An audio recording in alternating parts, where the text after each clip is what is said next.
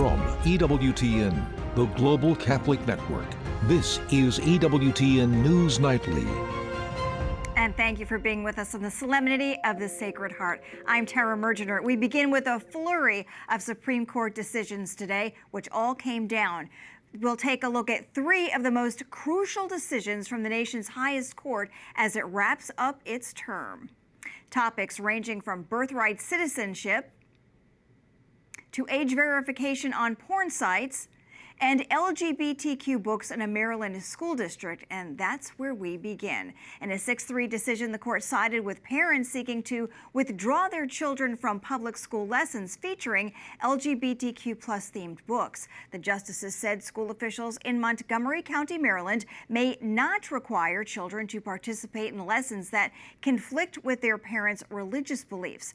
Writing for the majority, Justice Samuel Alito says in part, quote, "We have long recognized the rights of parents to direct the religious upbringing of their children." He wrote, "And we have held that those rights are violated by government policies that substantially interfere with the religious development of children."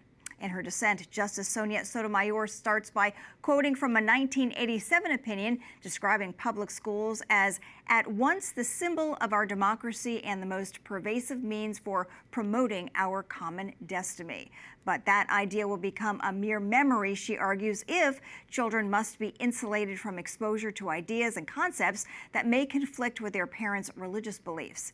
EWTN News White House correspondent Owen Jensen was able to directly ask President Trump today about the High Court's decision in the press briefing room. Go ahead. Sir, on the transgender ruling, the Supreme Court ruling that parents with religious objections can pull their kids out of public school lessons that use LGBTQ materials. Okay. Pam brought it up. Your reaction to that ruling today, sir? I think the ruling was a great ruling, and I think it's a great ruling for parents. It's really a ruling for parents. They lost control of the schools. They lost control of their child, and this is a tremendous victory for parents. All right, joining us now is the attorney who argued the case. Eric Baxter is Vice President and Senior Counsel at Beckett. Eric, thank you so much for joining us. Your reaction to the ruling? The First Amendment did its job today and vindicated the right of parents to direct the religious upbringing of their children. When you send your kids to public school, you don't expect them to be exposed to indoctrination that tells them that doctors guessed at their sex when they were born, that teaches them that their pronouns can change multiple times a day, or that introduces them to concepts you would only find at a pride parade. So this really restores the right of parents to make the decisions about how and when these kinds of topics are taught to their children. And what sort of implications do you see this case having for parents' rights nationwide? Yeah, it really benefits parents of all political stripes, of all religious persuasions. Anybody might be in a situation where they disagree with something that's taught in their schools, and they would have the right now to let their child opt out. It's really a great way also to promote pluralism, allowing people to disagree. Even when we have strong disagreements, we can respect each other by allowing each other to live out their own beliefs. And what happens next for the students in Montgomery County? Hopefully more opportunities in school, more freedom to live out their faith, even in the public setting. All right, Eric Baxter, thank you. In Free Speech Coalition, Inc. versus Paxton, it was another 6-3 decision split along ideological lines. It upheld a Texas law that requires certain commercial websites publishing sexually explicit content that is obscene to verify that visitors are 18 or older.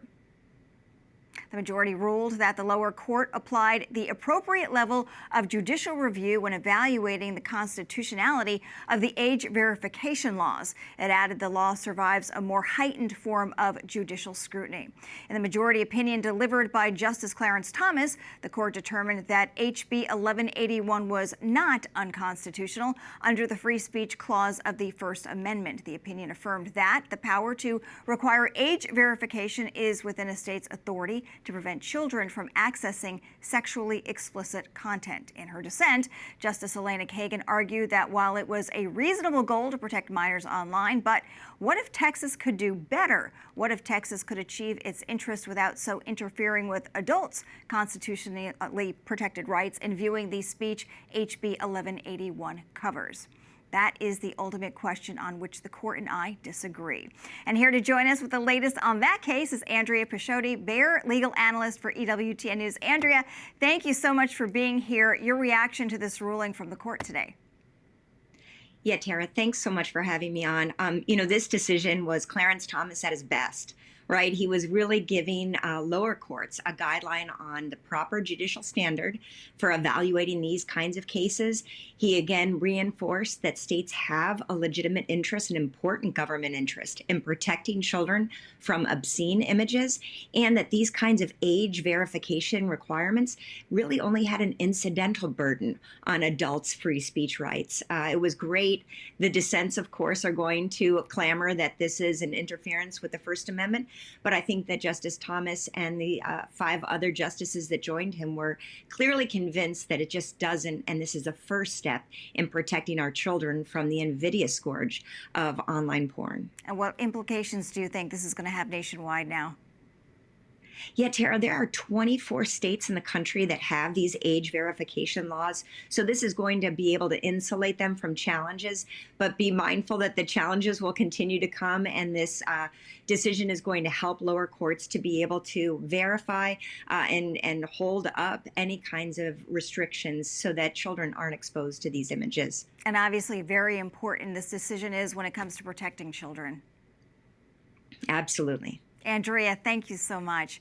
Another big ruling today came in the case of Trump versus Casa. In a 6-3 decision, the Supreme Court backed President Trump's request for a partial stay of the injunctions aimed at blocking the administration's ban on birthright citizenship. The president was quick to celebrate what he called a monumental victory. EWTN White House correspondent Owen Jensen joins us now with more. Owen. Tara, President Trump also called it a giant win and an amazing decision. He thanked the justices and held a news conference in the briefing room. Just moments after the High Court announces its ruling, President Donald Trump expresses his satisfaction. It's been an amazing period of time this last hour. There are people elated all over the country. I've seen such happiness and spirit. Sometimes you don't see that, but this case is very important. The president also says he was elected on a historic mandate, adding, but in recent months, we've seen a handful of radical left judges effectively try to overrule the rightful powers of the president. The Attorney General also addressed the ruling. Americans are finally getting what they voted for. No longer will we have rogue judges striking down President Trump's policies across the entire nation. And Pam Bondi credits one justice in particular. Today, in the 6-3 opinion, Justice Barrett correctly holds that the district court lacks authority to enter nationwide or universal injunctions. Still up in the air tonight, birthright citizenship. The USCCB says the Catholic Church opposes its repeal because, quote, it would render innocent children stateless and create a permanent underclass in U.S. society. At the White House, Owen Jensen, EWTN News Nightly. All right, and joining us now is Carrie Campbell-Severino, president of the Judicial Crisis Network. Carrie, great to have you back. On social media, you said this ruling is a step toward shutting down judicial activists. What do you mean by that? Well, what we've seen is an explosion in recent years of the use of universal injunctions. So cases where judges will not just say that the people in the case have to stop doing whatever is illegal against each other, but you can't do that anywhere. So in this case, as soon as Trump puts out any executive order, there's a judge somewhere, and they know how to pick the courts that they think are going to rule in their favor, that's going to say, no, you can't enforce that as to anywhere in the United States. Now it's clear perhaps the states that bring this case, maybe they can have it held in their state while litigation proceeds. Perhaps the people who brought the case, it might not be enforced as to them, but it can't be one court decides for the entire nation until it really comes all the way up to the Supreme Court. So help us unpack what comes next for birthright citizenship. How do you see this all playing out?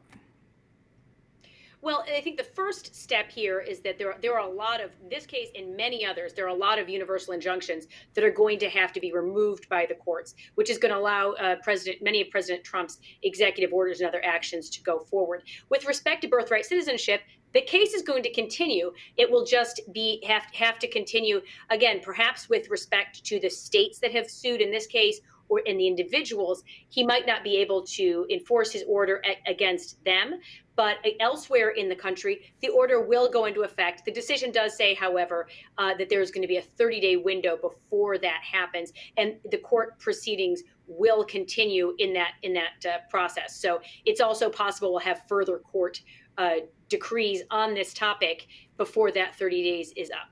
All right, Carrie Campbell-Severino, president of the Judicial Crisis Network, thank you for joining us.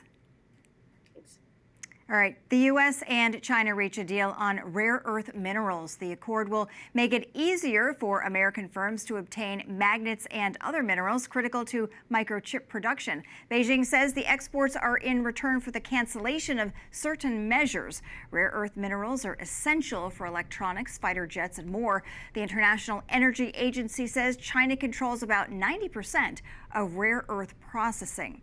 President Trump also says he is ending trade talks with Canada. At issue is Canada's tax on U.S. technology firms. President Trump calls it, quote, a direct attack on our country. The taxes are set to take effect on Monday.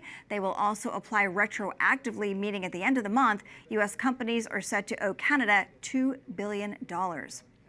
Congo and Rwanda sign a peace deal brokered by the United States. The accord was signed today in Washington, D.C. by the foreign ministers of both countries. Secretary of State Marco Rubio witnessed the signatures. The agreement is set to end decades of bloody conflict. The U.S. also will gain access to critical minerals needed for much of the world's technology.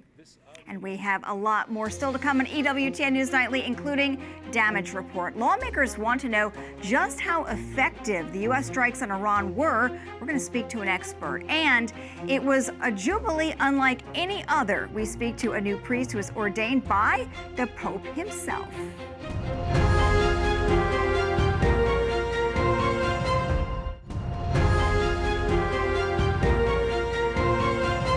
Fallout from the U.S. attack on 3 of Iran's nuclear facilities is still a hot topic on Capitol Hill. Lawmakers received classified briefings from intelligence officials on the damage and the future of Iran's nuclear program. Capitol Hill correspondent Eric Rosales joins us with a reaction from both sides. Eric.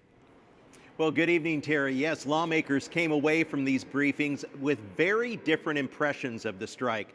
Basically falling on long party lines. Republicans said intel officials confirm Iran's nuclear program was, quote, severely damaged and key sites were destroyed. But Democrats claim it's still too early to reach a definite conclusion.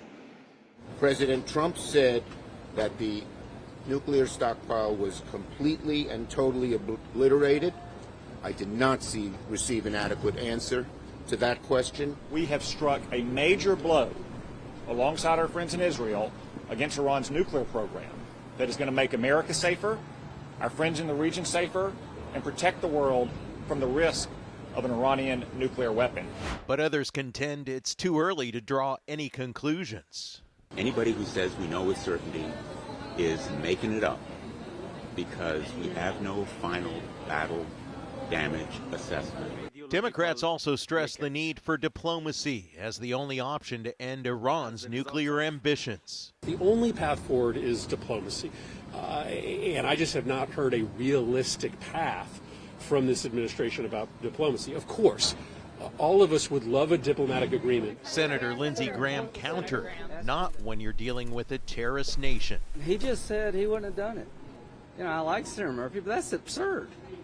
You got a chance to set back the nuclear ambitions of a religious Nazi by years and you don't take it. That's how World War II started. Some House Democrats criticize the president, saying he went beyond his authority. There's no doubt that the president has self-defense authority, but that threshold, in my mind, has not been met.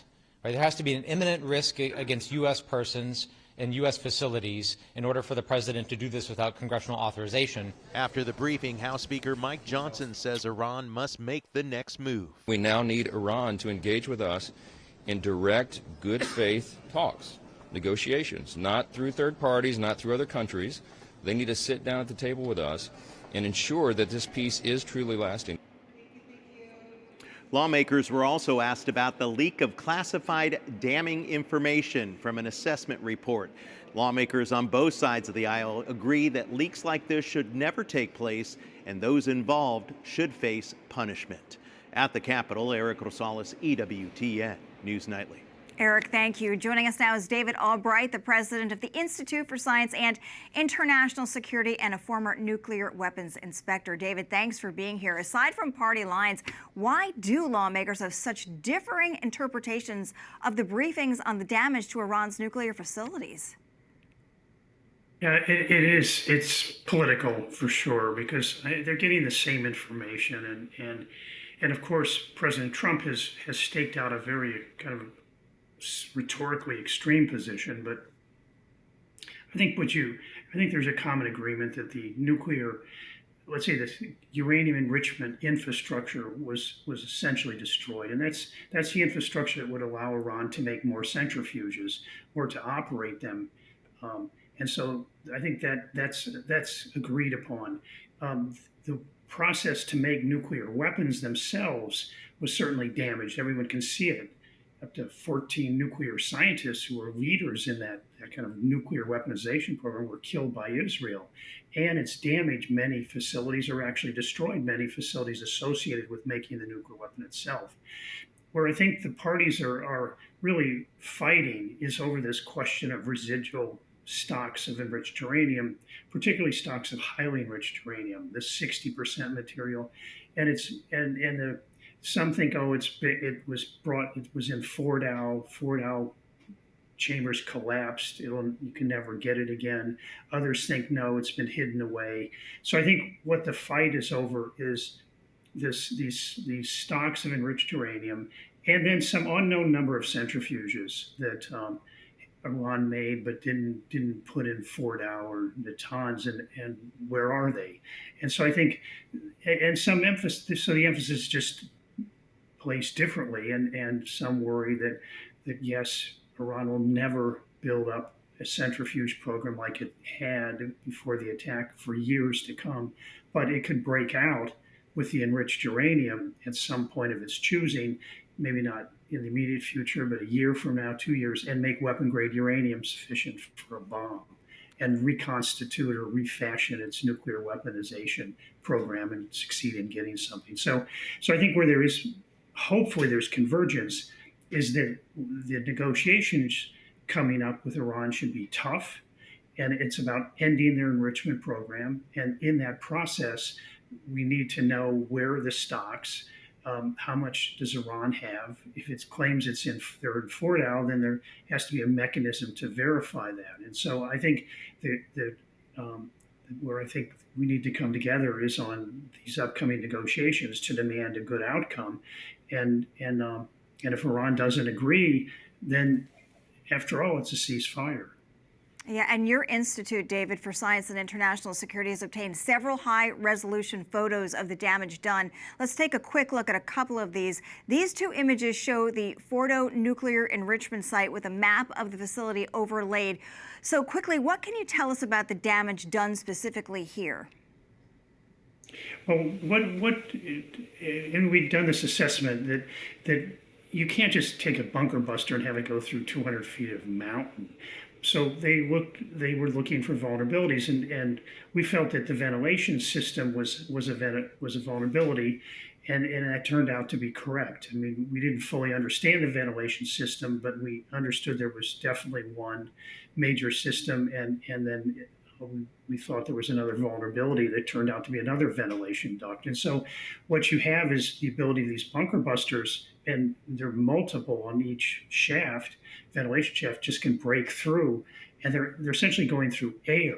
They're not going through the mountain. I'm exaggerating a little bit. There's structures in the ventilation shaft, but it showed, and we proposed this before, well, I don't know, a week or two ago, and in order to show that it was credible that the site could be attacked, then after the attack, it was credible. It could have done a lot of damage, and I think that debate is now over. But it was quite heated that people said no, these ventilation shafts don't exist, and so we feel vindicated on that level and more confident and have an expectation that the facility was severely damaged. Absolutely. David, so many questions left. David Albright, President for Institute for Science and International Security, thank you so much for joining us. Thank you.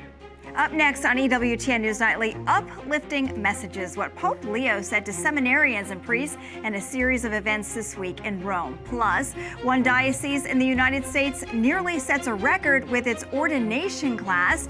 We're going to tell you where.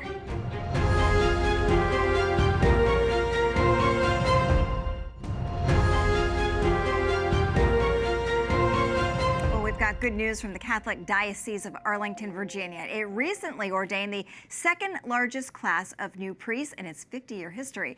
There were 12 members of the class that was ordained by Bishop Michael Burbridge last week. The new priests are ages from 28 to 56. They include former engineers, a one-time government lawyer, a tech company founder, and 2 future military chaplains. Several said they were simply looking for more than what they had in their pre-seminary lives. Pope Leo XIV delivered a series of uplifting messages to bishops, priests, and seminarians this week in Rome. It was part of a week-long initiative dedicated to the clergy. EWTN News Vatican correspondent Valentino Di Donato has more.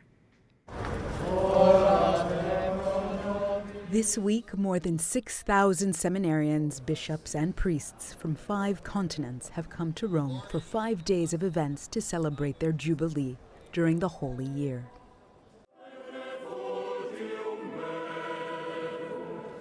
Prayer, concerts, jubilee pilgrimages through the Holy Door, masses, and meetings with the aim to renew and deepen the commitment for the vocation. Reverend Gilbertica.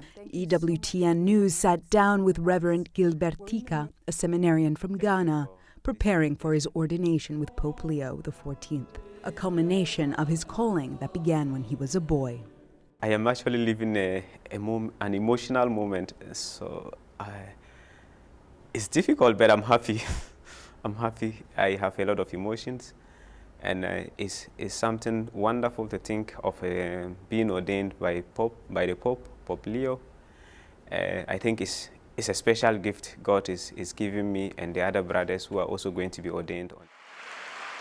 Events also included a series of meetings between seminarians, priests, and bishops with Pope Leo XIV, who met with priests, showing the global reach of the participants. Chicago! Il vescovo è uomo di speranza. The bishop is a man of hope, since faith is the substance of things hoped for, the evidence of things not seen. Especially at moments of difficulty in people's lives, the bishop, by this theological virtue, helps them not to despair, not simply by his words, but by his closeness. When families are greatly burdened and public institutions fail to provide adequate support, when young people are disillusioned and fed up with empty promises, this morning, the Holy Father ordained 32 new priests, including Reverend Gilbertica. Per alcuni dei presenti, poi, the task and pastoral mission of the priest, the Holy Father emphasized, must prevail, casting a gaze on the most vulnerable, especially in divisive times like these. In un tempo di grandi e terribili conflitti, in this age of vast and devastating conflicts, that the love of God has no limits, we are called to let ourselves be embraced and shaped by that love, and to realize that in God's eyes, and our own as well, there is no place for division and hatred of any kind. As Reverend Gilbertica begins his pastoral mission, he tells us he feels ready to instill hope and faith in the parish where he will minister. It's a difficult task because generally where there is war, it's difficult to bring it to an end. But however, what we can do is to continue to promote the little peace that we have so that people will gradually get converted, because where there is peace, then we can grow and work together as a people of faith. And gradually we begin to dialogue also with those people who are in crisis and to help them with our prayers and the little we can do. In Rome, Valentina Di Donato for EWTN News Nightly. And we thank you for watching tonight. Remember, you can follow us on social media, Facebook, X, and Instagram at EWTN News Nightly. I'm Tara Mergener. Good night and God bless.